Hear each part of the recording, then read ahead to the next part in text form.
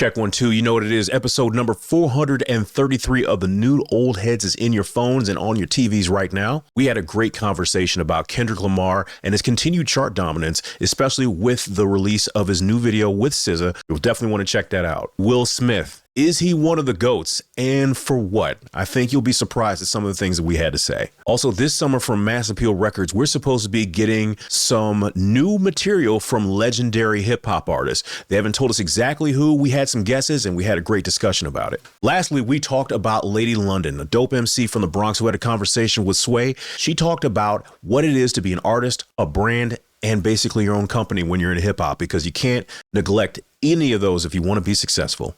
We had these incredible conversations, but if you want the straight, uncut dope, you definitely want to become one of our Patreons. All that information is in the description. Once again, episode number 433 of the New Old Heads is available right now. You're listening to the New Old Heads podcast, shot live every Tuesday at twitch.tv/newoldheads and released every Thursday at noon via bringingdowntheband.com. The show is brought to you by Coleman Dental, Indie CD and Vinyl. Support the show directly by becoming a member at patreon.com/newoldheads. You are now tuned in to the New Old Heads podcast. I am Major 7th, along with the good brothers. Starting off with my man Jay Moore. How are you, good sir? Doing well. Queens get the money. Heard that. My man Lonegevity. How are you, buddy? Good, flapping and flying. I was gonna go with it. That's cool. We'll take that. DJ Jay Diff, what's happening, man? Salutations. Everything good your way? Never shucking and jiving. Man, everybody got bars for me. A lot of place at this point. Good to see you, brothers, as always. Shout out to the Gobernator in the building as well. Appreciate you, sir.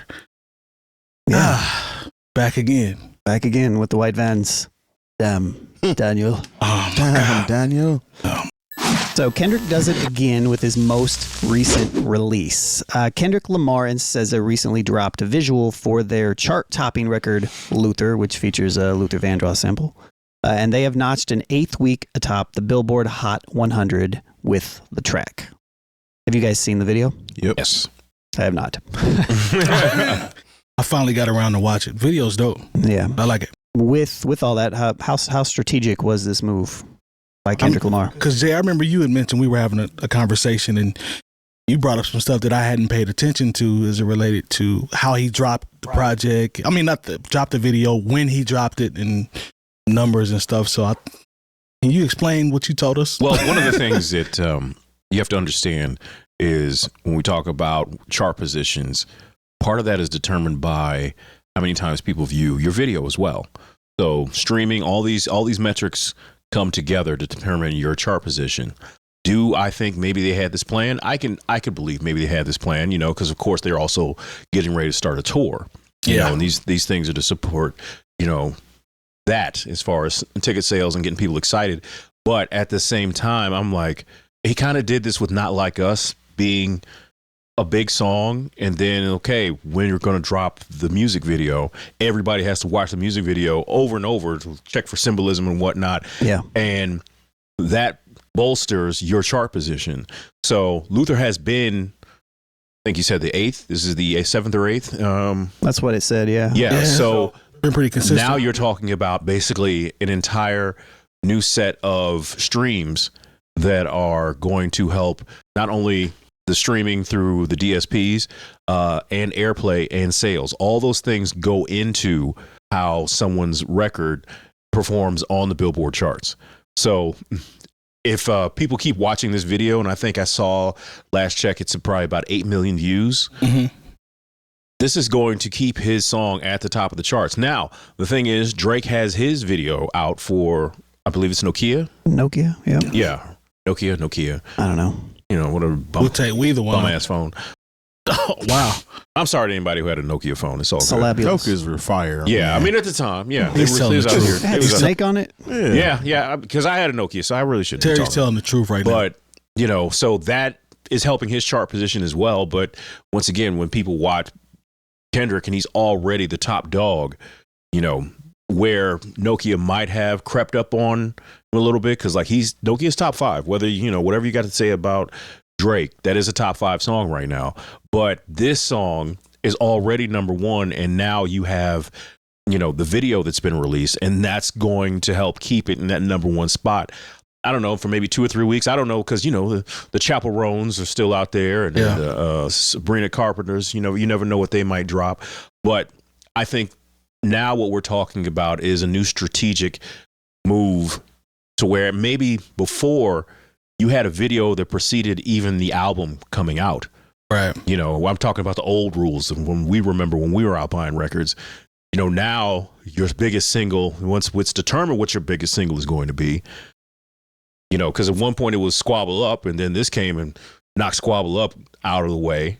Squabble Up, another #1 song, mind you. True. But once this came out with the sample of the Luther Vandross song, has been big across the board, because when you looked at those numbers that I sent you, it's on mainstream, quote unquote R&B and hip hop. It's on contemporary hits, rhythmic, and unlike most hip hop songs, it's actually on what is considered to be urban AC. So Kendrick is dominant on the 3 major charts, and he has a new video that everyone has to watch more than once. I didn't see like major symbolism in this, but of course I was just watching because I wanted to watch the video, so I knew what I was talking about for our show. But that's just another thing that's going to maintain Kendrick's dominance, going into, the next quarter of 2025. Makes sense to me. It's giving a #1 record another jolt. Yes. By just dropping a video, which can't hurt, especially when you're that big of an artist. It's at 10.7 million views now. Yeah, so that's crazy. It's the bots. They're doing it. Oh yeah, I forgot. Yeah, that's what they'll say.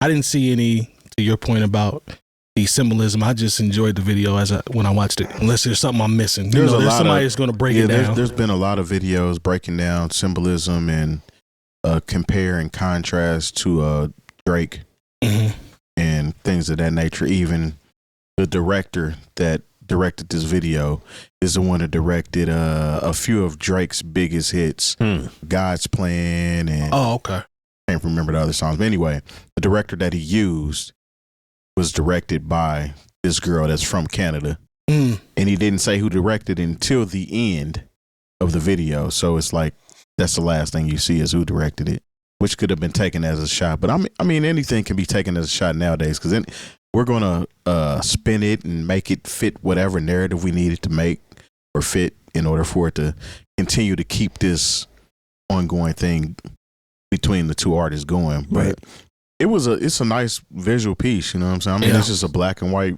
Well, it's not black and white. It's not entirely all the way. There's a few different elements in there, and it seems to lead to telling another story as well.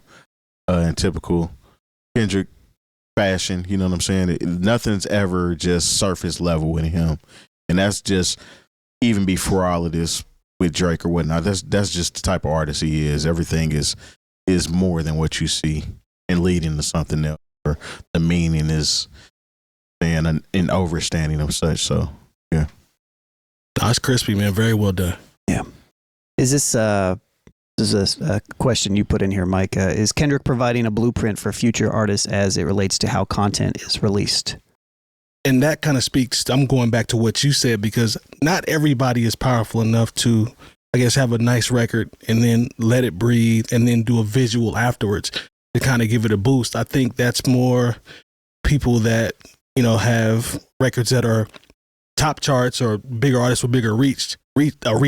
But do you think this can be applied to someone else that's not quite as popular? Could they wait long enough to do videos like you said? I mean, I'm going to jump in here because I feel like I've been yelling at the top of my lungs for the last 6 months. I know what you're going to say.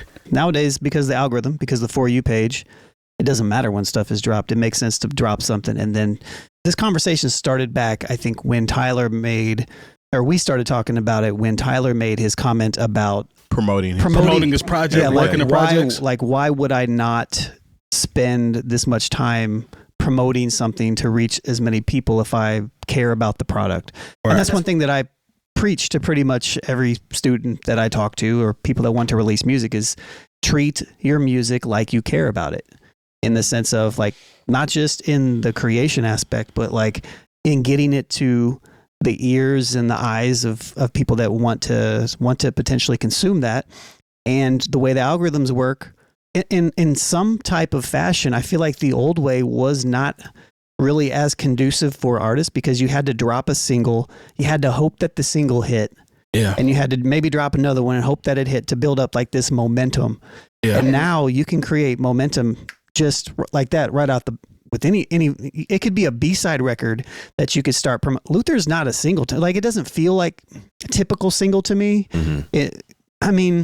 It's got SZA on it and it's got the allure and the type of record that it is, but to me, it just kind of feels like a classic kind of B record to me. And maybe that's just me, but I think I hear it more single. Yeah, I don't. And so like if I was going through this, I guess maybe because of the star power of like a SZA and Kendrick together and the Luther Vandross name, like all those pieces. That's why I would say single. But when I listen to the record itself, I'm like, it's kind of like, it's not super, I don't know do you play that in the club? Like, does it work in a club? Does it work in a traditional club though? Can you play that back to back with the Sexy Red and a Megan Thee Stallion? Well, if the energy and the beats are matching up, and it's all with how you flip it anyway. But it is definitely a single song. Okay. Yeah.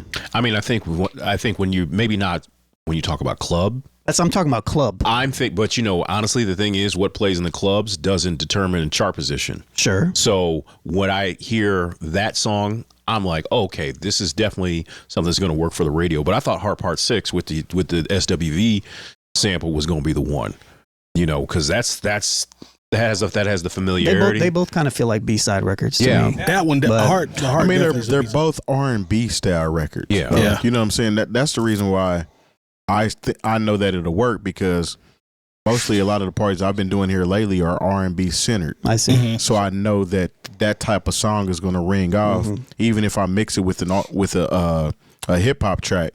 If I take off the backing, if I take off the instrumentation of that song and just change the energy of it, you know what I'm saying? Yeah. It's still going to work back and forth. So yeah, I think I'm also like, when I look at, I'm still kind of looking at it from a lens of like traditionally, when I think of single, sometimes I look at a record, I'm like, all right, Squabble Up, TV Off. Those are the two, like everything else, Peekaboo, maybe, I don't know. But Luther was just like such a change from the vibe in a way.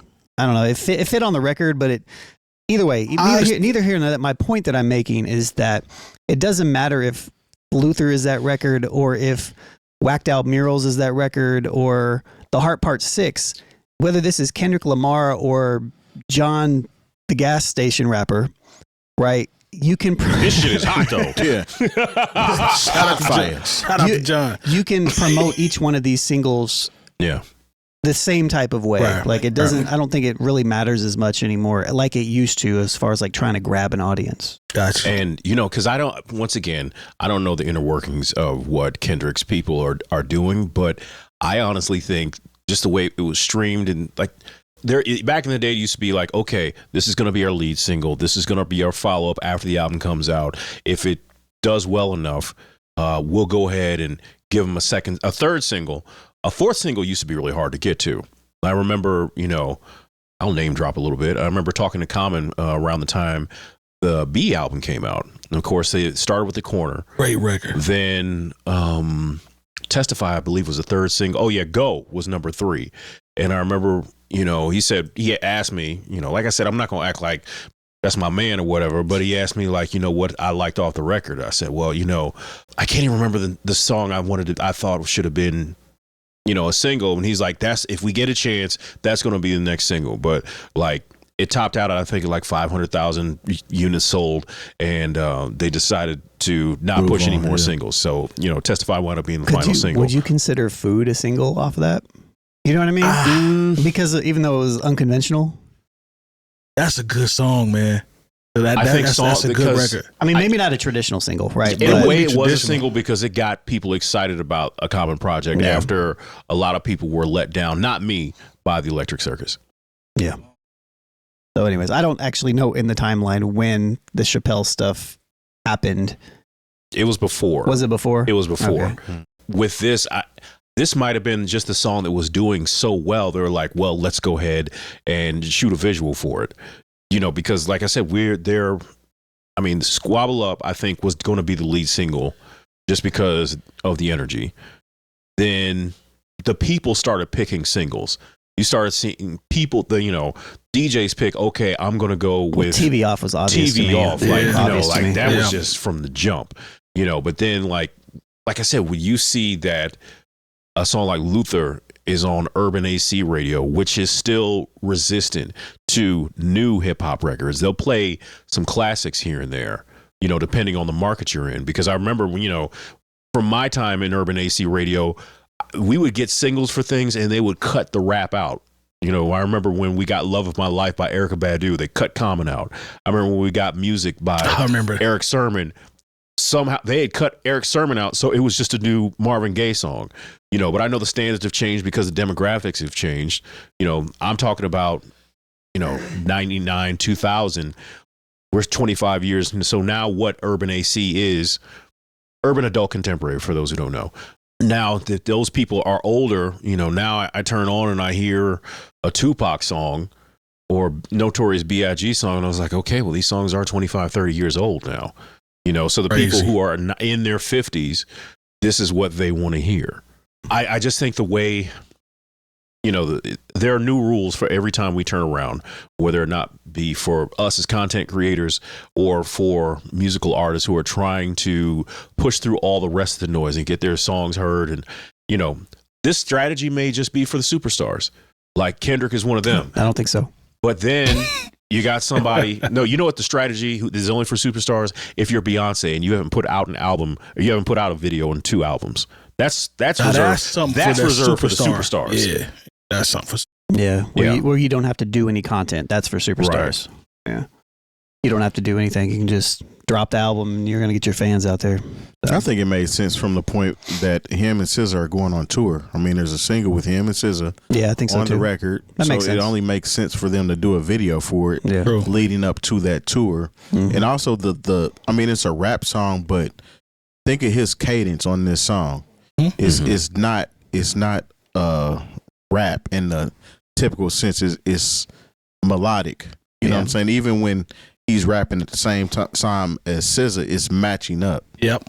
You know what I'm saying? I think that's why more of it's an R&B style hip hop song, essentially. Yeah, I think that's probably why I was trying to, where I was kind of leaning towards it. Didn't stand out to like as one of the singles when I first listened to it because it just had it's so far away from those others. Yeah, that's my point. It's like it was far away from the ones that were obvious singles, like TV Off and Squabble Up. So then the sound was different. Yeah, you know what I mean. So dope record though. But anybody can do that. Anybody can drop it that way. Everybody should drop it that way.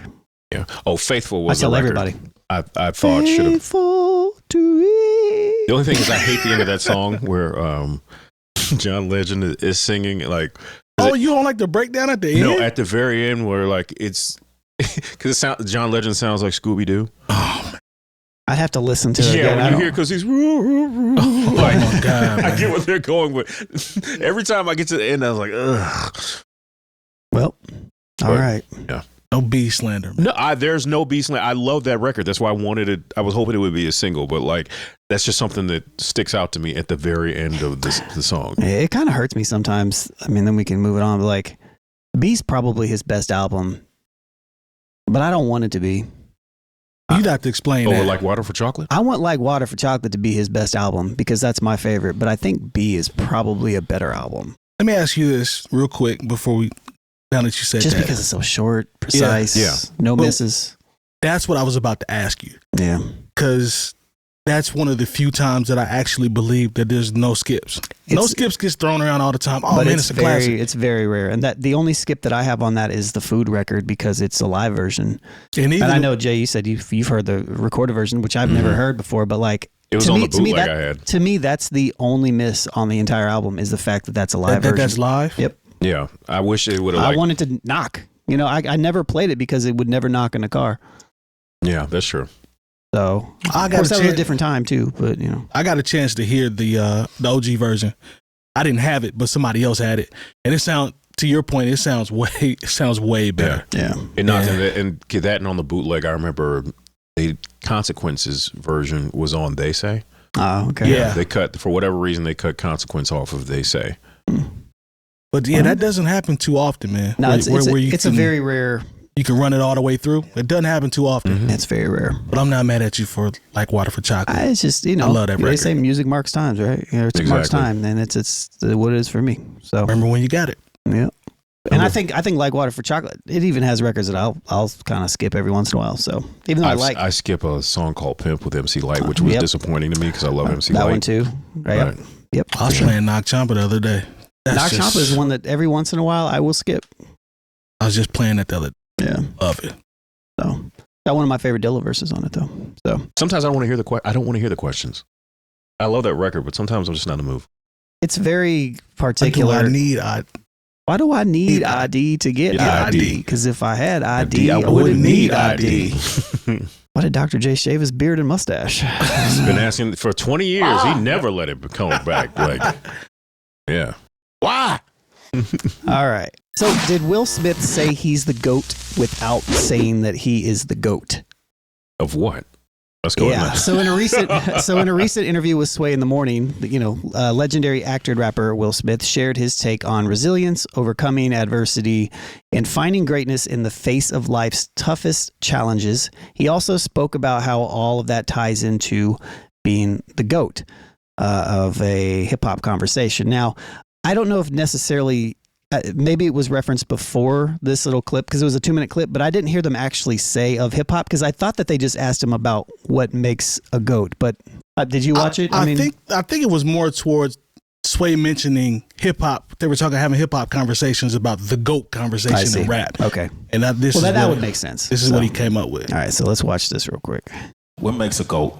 You can't be a GOAT in my mind until you've been on your knee with no energy to get up, until you had to figure out how to get up from hell, until you've had to look in the eyes of it being over. And then what did you do? Like when you've been to the edge of losing it all, and then how do you manage that? That is the thing that makes somebody a GOAT, is that they've been to the edge of their sanity. They've been to the edge of loss, and they made their way back to patience and beauty and peace and love and kindness. Look, man. Mm-hmm. So if that's the case, right? It sounded nice, but that's not exactly right. It sounded nice, but do you see what I mean? Because to me, even if it's just we're gonna say, okay, the GOAT conversation, you can be a GOAT in whatever.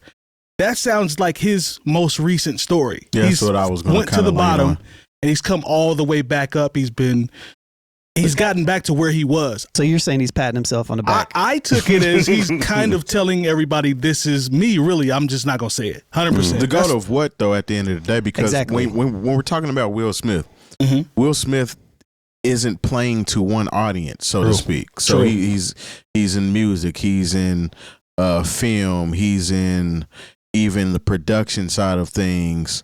You know what I'm saying? As far as like creating videos and stuff, creating stuff. So what do you mean when you speak of GOAT? Because I honestly don't believe that Will Smith thinks he's the GOAT of hip hop or rap. I don't think he honestly believes that. He is a GOAT? How do you say that he's lean a on GOAT? that. I can lean on him being a GOAT or one of the father figures of hip hop, being the one that pretty much won the first Grammy in hip hop. Him and Jay Diff. So I mean, I can see that being a topic of conversation.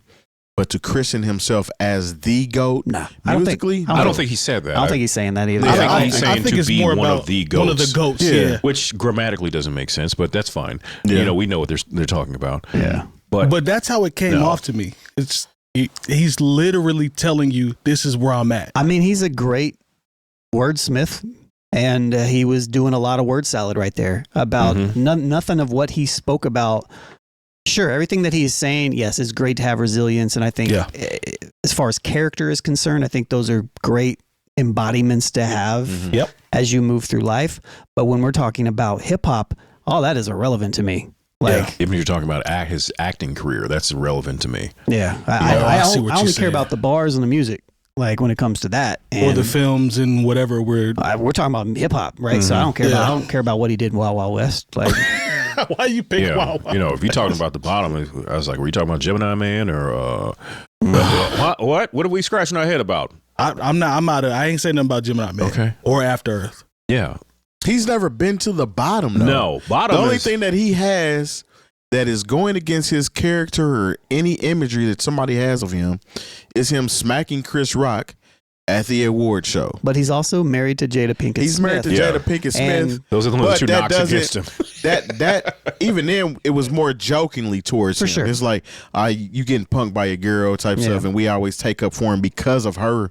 You know, and it is what public. we see, it is public. Getting punked by your girl in public is low. The thing about it is they don't care because they're rich, and he's doing stuff too. He just doesn't talk about the other women that he's messing with. Jada, on the other hand, needs to be known for something, so she had the Red Table series and was spilling out everything, whereas he doesn't need to do that. Yeah, he didn't need to do that.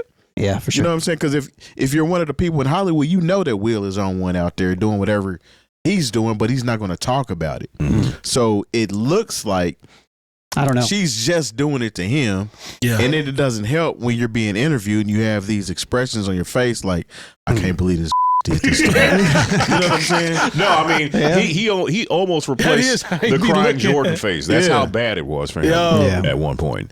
Terry, that's a good point. He do look like that. No, I mean, like that. Real. I mean, he looked like he's like, if this camera and on, I'd hop over this table and beat your ass right now. You know, but even the bad movies don't deter from who Will Smith is, because he literally had a blockbuster hit every single summer for at least 5 or 6 years. That's a hell of a run. You know, and I say Gemini Man, but you know, I mean, he's also these last 2 Bad Boys movies. He was in Aladdin. It was the first on the call sheet for that. So, you know, there are people who would go crazy if they just had that on their career. You know, we still think about Eddie Murphy as one of the GOATs, you know, and he had a line of Eddie Murphy's movies was so bad, he didn't even go to the premiere. But what makes Will unique is... How about the music, though? That's what I was about to say. This is what makes him unique, because he's... The hip-hop part, there's that. Then there's him as an actor, which he's a lead in, I think, better at acting than he is on the music side. Still legendary. But you can make a case for just a GOAT. There's a lot of stuff that he checks off. Will Smith? Will Smith. Yeah. Well, okay. I ain't talking about. I'm leaning more towards the other stuff. I ain't talking about in music. I can give him. You know, he got that first hip hop Grammy. He led the charge as far as like saying, "Hey, if they're not going to televise it, we're not going." True. So he led in that. You know, he came back around with the record sales. You know, there are notches on his belt that are very valid. And when he talks about coming back from there's an asterisk, the edge of whatever. Yeah. I mean, if musically, he got to talk about that from now, because the album he put out didn't even crack the top 200. No. It's an acquired taste. I've seen some people saying that they really like that album. But it also speaks to what type of person really likes this album. True. This is more so for the suburban dad that kind of grew up with Will Smith, wasn't really into, like, I can't say hip hop as a whole, but like they identify with Will Smith. Mm-hmm. So this kind of speaks to their character. I can G for that. I understand it. It's not necessarily my cup of tea as far as being so. I tried to give it a listen. I did too. I didn't. I mean, it's couple not joints bad, on there, but it's just not an album that I'm going to live with like that. He's just a different version of like Logic in a way, modernly. You know, like, man, like he can. And what I say by that, like, Logic makes good songs. He does. On paper, you can check all the boxes. Will Smith does the same thing. You can check all the boxes. But I'm never, like, whenever I listen to a Will Smith record, it always just sounds like he's trying too hard. He's an A student. He gets a 4.0. He's one of those people that can go to school and can do his thing without even trying. Yeah. All right. And then you have the other people that are doing the same thing you're doing, but it looks different. Yeah. Mm-hmm. And it's more sexy or attractive, so to speak, of how this person is doing it. To his point, though, when we go back to GOAT, musically, Will Smith has a song that will be played every summer for the rest of our lives and for times to come. Yeah, true. You know what I'm saying? So sure. He's got one. Everybody does. A few. He's got a few, but there's one in particular, Summertime, right, that will never leave. it's not a Mariah Carey Christmas song. Yeah. But it's still it's something that is never going away. True. And he has that under his belt. He just has so many asterisks next to his name to me. It's just like with his new stuff, we wouldn't talk about him at all if it wasn't Will Smith. We wouldn't be talking about it. And I think that's why it kind of leans toward the he's a GOAT conversation. Maybe, but then Because you have to factor in all the criteria of why we consider him a GOAT. And I think one of the major criterion outside of the obvious of the Grammys and the stuff Right. Jay mentioned and having the summertime record outside of like up to 95, you know, like in that Even after that, 'cause- yeah, he had a couple. He had a couple joint- Yeah, yeah, the he Big had a Willie little- style. You got to count the Big Willie style. Gotta count that one. That's a but diamond. the thing is, even with Big Willie style, that it did not go diamond because Will Smith is a great rapper.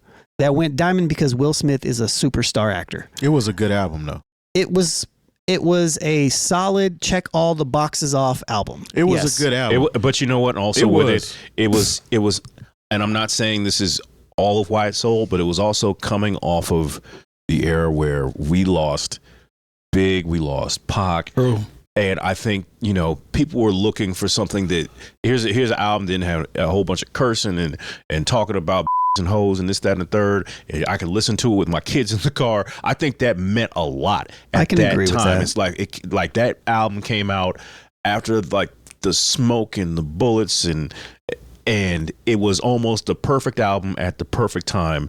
And it was the perfect person with Will Smith, who had become a mainstream superstar. Yeah. And like I said, I'm not knocking like Getting Jiggy with It, Miami, Yeah. like just the two of us. Come on, he made a song about fatherhood, you know, at that time when we were just listening to the wildest stories in hip hop. And I think that resonated with people at that time, and it was perfect. Definitely did. It worked. 100%. It worked, and it had an artist who was up and coming and had solidified himself, Jay-Z, have to acknowledge Will Smith in the same room as him, essentially. Because if you listen to a Jay-Z album, he's talking about still sold more records than Will Smith. Yep. That was a pinnacle to reach to sell those albums. He's talking about Big Willie style. No, he's talking about Millennium, because Millennium, Millennium okay.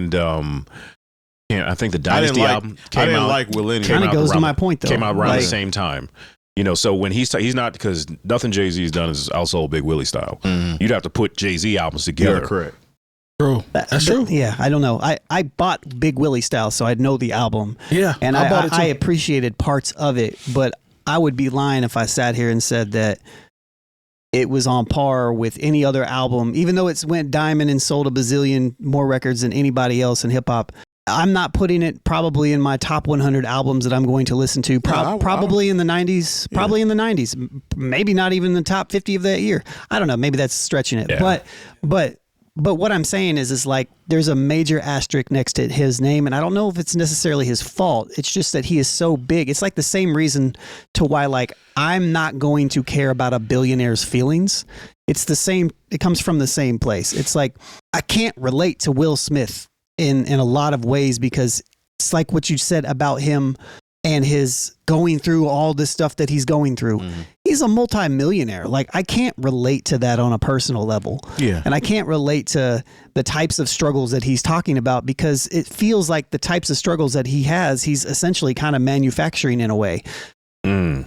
Oh.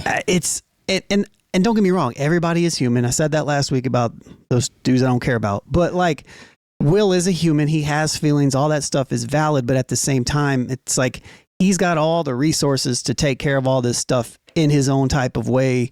And I'm just not interested in it from a human level. Like This is not me being facetious. So it's like, Will, you have the amount of money to where you can easily get the best therapist in the world to help you through these things.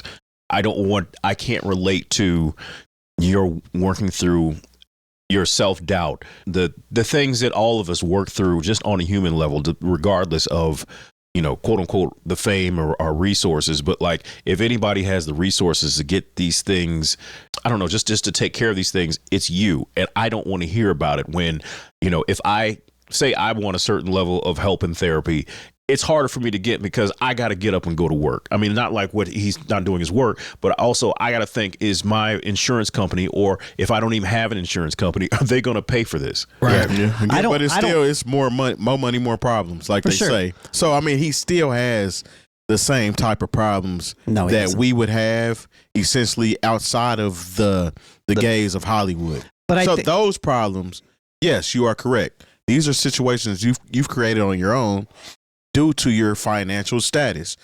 That is true. I don't think they're his fault either. No, they're not necessarily all his fault, but it definitely comes with the territory. This particular situation here, we have to realize Will is doing a rollout on not only an album, but his brand is coming back out to the front. Plus a tour. This is about everything that he's doing. This is encompassing all that he's doing. Welcome me back so that I can get this money. Right. You know what I'm saying? That's how I kind of see the whole welcome situation. Me back just because like I have always had a certain self-esteem issue and wanted to feel valid, you know, not just to, you know, the people who I love or the people who supposedly love me, but I've lived my entire life in the public eye and I want them, you know, that public to value not only my art, but me as a person. So that's where I'll put my heart on my sleeve and say these things that may not come off as sincere because you see my worldly success, but you know, spiritually and emotionally, I have these problems that my money and my fame cannot buy me out of. Absolutely, and I don't disagree with any of that. I respect that. I don't disagree with any of that. that. But I think they're with the great power when all this. I've said this before in the show. I like Will Smith. Like I like him. Sure. I like him as a person in general. Yeah. I think I can admire the fact that he does put his heart on his sleeve. He does attempt to do stuff. But what I also said is sometimes it's hard with him being such a great actor. Sometimes I don't know which Will Smith I'm getting sometimes. And when it comes down to it, it's just hard for me to realistically connect with what he is trying to portray as somebody who literally has almost everything. You know, I think the real Will Smith walked up on that stage and smacked Chris Rock. I think that was an act too. Yeah. You think so? Yep. I think that was the real one. Like, you know, because sometimes through this air of perfection, sometimes you get tired of wearing the mask. And he went up and smacked Chris Rock, which I still think was a best thing to do. Yep. I think that whole move was cumulative, man. A lot of stuff had built up in him. To your point about who he quote unquote is as a person, as an individual, the things he's talked about in his books, you know, his childhood, that was just a boiling point to me. When he did that, he had enough. I've been the butt of the jokes for this, the stuff we discussed. I've always been looked at as someone that's perfect and all this other stuff. I've been I'm in the up for light. an Oscar tonight. There we go. Which he won, but that was just the breaking point, man. I do think that and plus he's was trying, who he was. And plus who he's he trying is. to he when we talk about seeking approval, he's still trying to seek the approval of this woman who embarrasses him on a regular basis. And for whatever reason, he, you know, I joked one time, you know, and once again, who am I? But I was like, man, Will should have stayed in his first bad marriage if he was going to stick something out, you know. And, you know, that Therese Zampino was beautiful. I don't know why he didn't stick with that. If he's going to stick in a bad marriage, stick with her. The problem with that situation probably is that it's open, but she talks more about it. Kind of what I was saying. Yeah. And that's what puts him in the bad light. And I think what happened that particular night is Chris Rock took the beating for everybody that's been talking about him. He decided to bring that up that night, say something about his wife. This was his outlet to, okay, I'm tired of everybody talking about me and talking about my situation. Chris Rock was fooled that night, essentially. He was That's fooled. exactly what happened to me. I will acknowledge what you guys said about this being a boiling point moment. 100%. Because I agree. But I also think him deciding to stand up and walk all the way up on stage after he had been yelling was performative. Oh, man, I think he thought lost bags because of that. I think he thought he could get away with it. I don't know, man. Lone, that's he needed that tough guy image as well. Because that's what he's been trying to portray all these years. Lone, I honestly think it's just like I said, it's just my personal opinion. I really believe he wasn't thinking at that point. Maybe something snapped in him. I think he was out of there. Like he just blacked out. I don't think he was thinking about what he did. I don't think he was thinking about like when his demeanor changed when he looked at Jada. Do you remember that? I do remember that. I think that's, once again, we're talking about something that's cumulative. When I talk about him he's still trying to gain Jada Pinkett's approval. Like I said, he was about to be crowned the king of Hollywood that night. He won that Oscar. So you couldn't. Here's somebody who has ruled the box office. Yep. Who is a hit maker on so many levels: action, drama, biopic. He's checked the boxes. And he was about to get that Oscar. He'd have been the king of the hill. He'd have been right up there with Denzel and whoever else you want to put him up there with. The great, you want to talk about a GOAT conversation. He took himself out of Hollywood's GOAT conversation because there are people who forgot he won an Oscar that night. That part. Yeah, he literally released the tariffs the same day that he won the award. His stock dropped. Yep. Yeah. He's not the GOAT of hip hop, so yeah, that's where I'm looking at. We'll definitely. He's in the GOAT conversation as far as entertainment is concerned. Yes, he definitely is. And maybe that's as far as hip hop, as far as entertainment overall, he checks off the boxes. Yeah, checks off the boxes. He does. He checks the boxes off. Quit playing Will like that. Yeah, Will that dude. I mean, tell me where I'm lying. No, you ain't lying. He's he's checking the boxes off. Like I like Will Smith, but like I know a box checker when I see one. He gets straight A's. I see what you did there. He gets straight A's. Oh my gosh. About the A's. So if you know, you know, guys. If you know, you know. If you don't, you don't. That went right over your head. Yeah. He gets straight A's. Thanks to our partners. Dr. Coleman of Coleman Dental is our go-to dentist. He's a longtime Indianapolis arts and music supporter located right in Broad Ripple. Our good friends at Indie CD and Vinyl operate one of the best record stores in North America. Shop new and used in their site or visit them in person. And the best way to support the New Old Heads is to visit our Patreon and become a member. All details on newoldheads.com. 7 legendary hip-hop albums are going to drop this year, according to Mass Appeal. So Nas and his brand Mass Appeal recently shared a rollout plan for some legendary projects, hinting that Mass Appeal would be dropping 7 albums this year from legendary rappers. Mm-hmm. And this list of 7 iconic acts, the rumored artists include Ghostface, Killah, Mobb Deep, Raekwon, Big L, De La Soul, as well as Nas and DJ Premier. Yeah, I saw the Instagram post that went out, but I know nothing else about this. So no real details. Which seems like it was very kind of rumored-esque, right? And I think that's what scares me about this. Because on one hand, maybe it's a tease and there's a whole rollout that's set. On the other hand, it's one of those things where, Nas and Primo are working, but we never get the project. Nas and Primo released a record, but we never get the project. I personally want that album from them. We all do. I need that. And then as it relates to Big L, I would love to hear unreleased Big L records. I don't know if I want to hear mashups. I don't want to hear any more Big L, honestly. No, I don't either. I'd like to hear unreleased records. No, I would. At this point, Big L's been gone, more than 25 years? Yeah. Once again, we talk about how music marks time. True. And he'd still be talking about VCRs and whatnot. And that's not a knock. Pagers. Yeah. So he'd be making metaphors about athletes that are already in the Hall of Fame. Like if they were going to do this, they should have done it. And I feel like we got the best stuff when they released The Big Picture. Which is a good album. Everything else, I feel, unfortunately, would just be scraps. And so I hope that's one of the ones that when they're speculating, even when they say Mobb Deep. Right.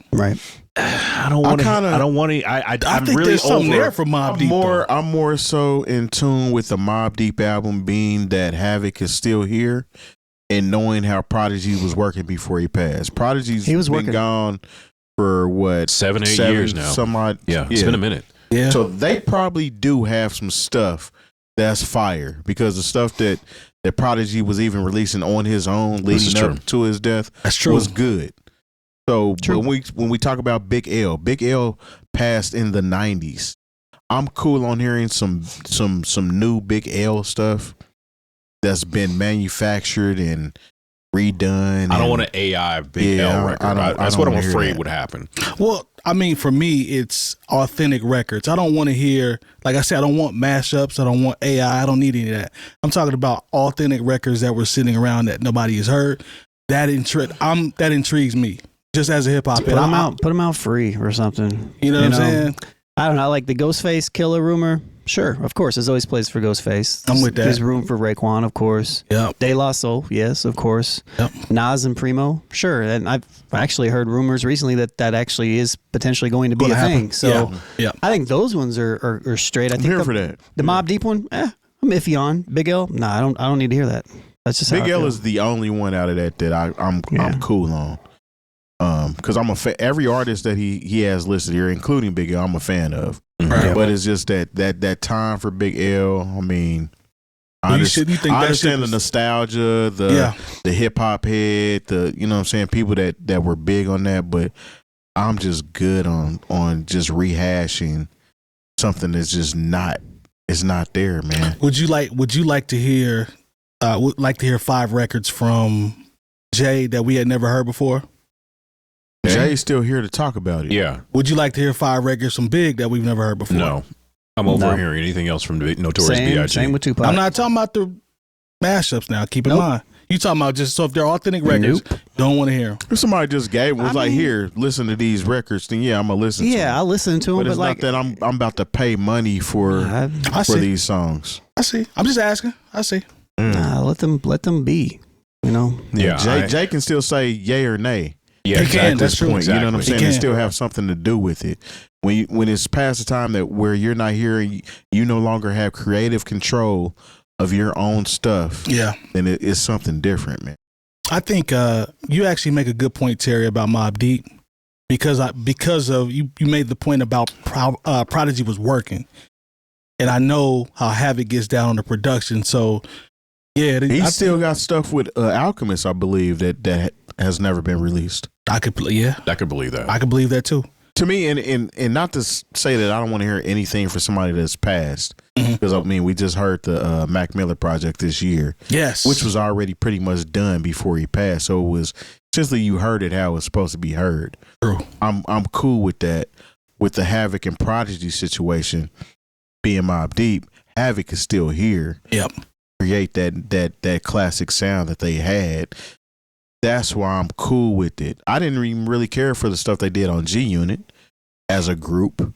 Like they had some songs, but I remember that album. The album that came out on G Unit, I wasn't a big fan of that. Me either. But I'm still cool with, okay, if they had something they were working on or some verses that Prodigy may have had, yeah, I'm good with that.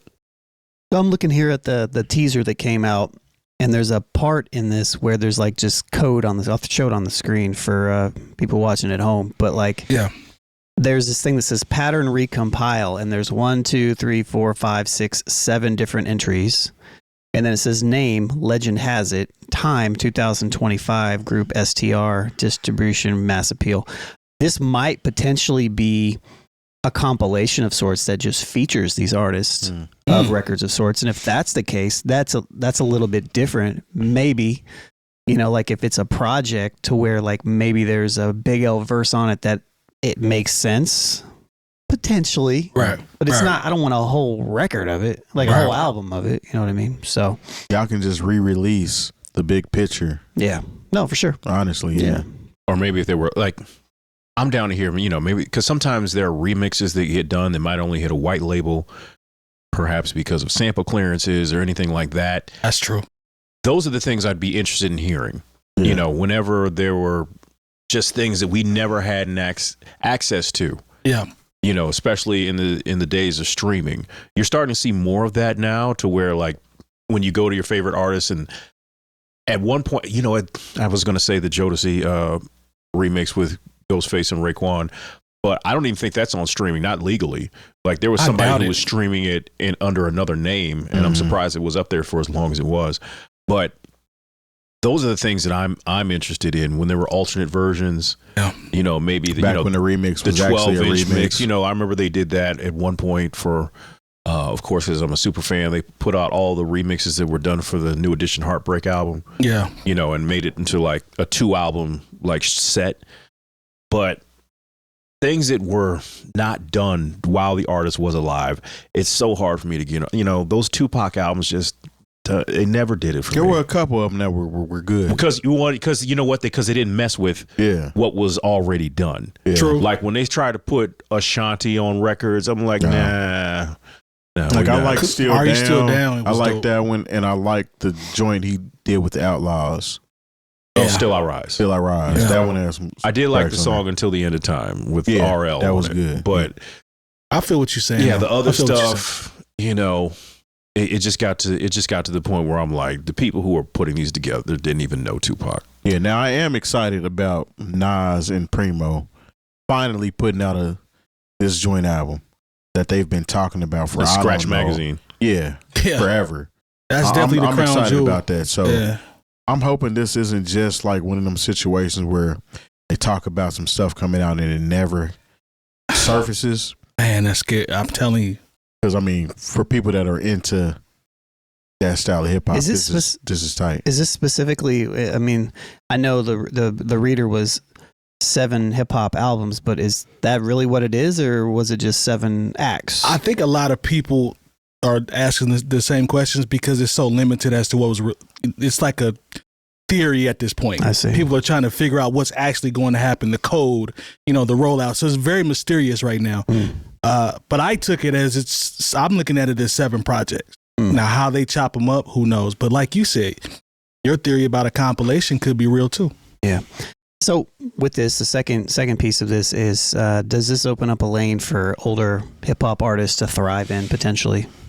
What do you mean by that, Mike? So what I'm saying is, can you package something that people have already had can you repackage legends? So with the Mass Appeal rollout, this is different. I'm curious. I want to know what they potentially will or will not do.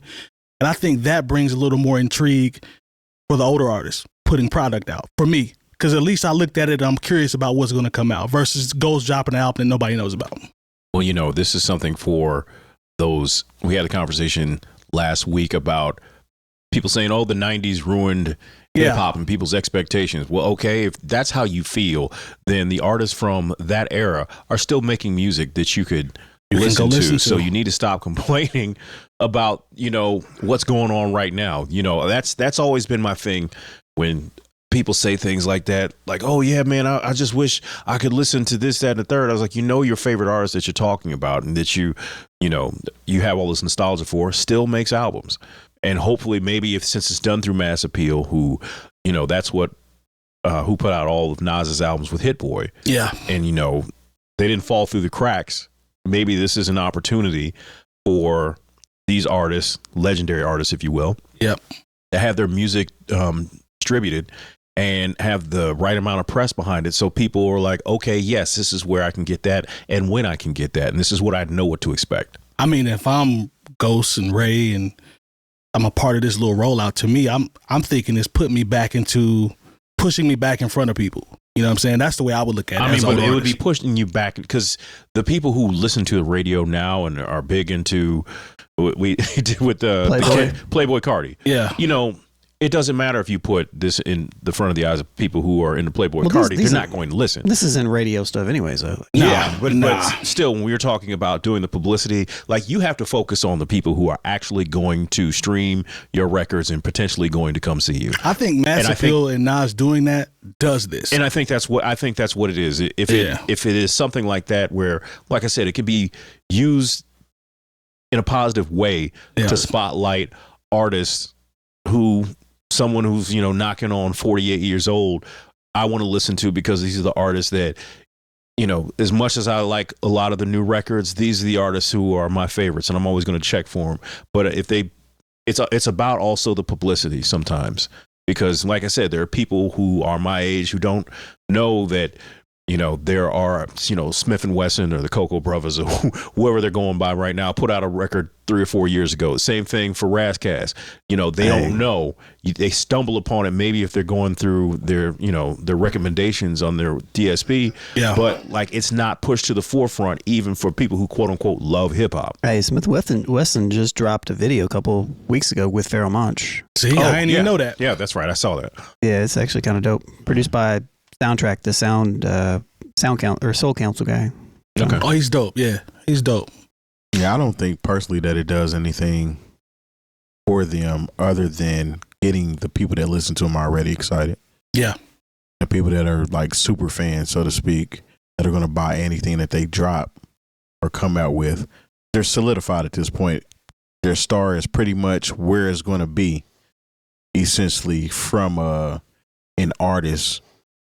You know what I'm saying? There's no more moving. I don't think that there's really no more movement. I think there potentially could be, only because if we look at it from the same lens as we look at like what we were talking about earlier with how Kendrick put out his release and the For You page and all that stuff. Like you could drop this record and it could reach a whole new batch of people, depending on if it's promoted in like an archaic way where you're just like, here it is, y'all. Here it is, you know, like, or let's try to reach the same fan base. But I feel like you could probably, if the approach to how they release it is more modern, I feel like you could potentially grab some younger people. Some younger people to come over. Depending on what it is. Enough of a ripple that would change their trajectory, so to speak. I don't know. I think it with everything right now, everything is like content is king. So it's like if they would have to keep going and keep doing stuff, they'd have to go on a run like Will Smith has, or like with continually putting stuff out, or ghost, or kind of continually being somebody who's continually being in people's eyes, stuff like that. I think you can do it. It's just most of the legendary artists and acts right now, they just pop out every once in a while and drop something, then just disappear. So they're not playing the game, and you kind of have to play the game, or have a team that's going to play the game. It's true. Or have the energy to want to. That's the reason why I kind of say that their star is pretty much where it's going to be. I feel like a lot of these artists are like, I mean, if they've made a name for themselves, they're not hurting for anything, and they're comfortable where they're at, and maybe releasing new music, of course it's for themselves as well, but it's still feeding the masses, so to speak, some new stuff from somebody that they were fans of. Now, when we talk about Nas, I feel like Nas tapped into a different market by using Hit Boy on so many albums, and it may not agree. They may not have made him rise like super higher than what he was already, but it definitely shined a newer energy into Nas for those people that had never really listened to him. And then he was dropping albums that people couldn't say that, well, your beat select sucked.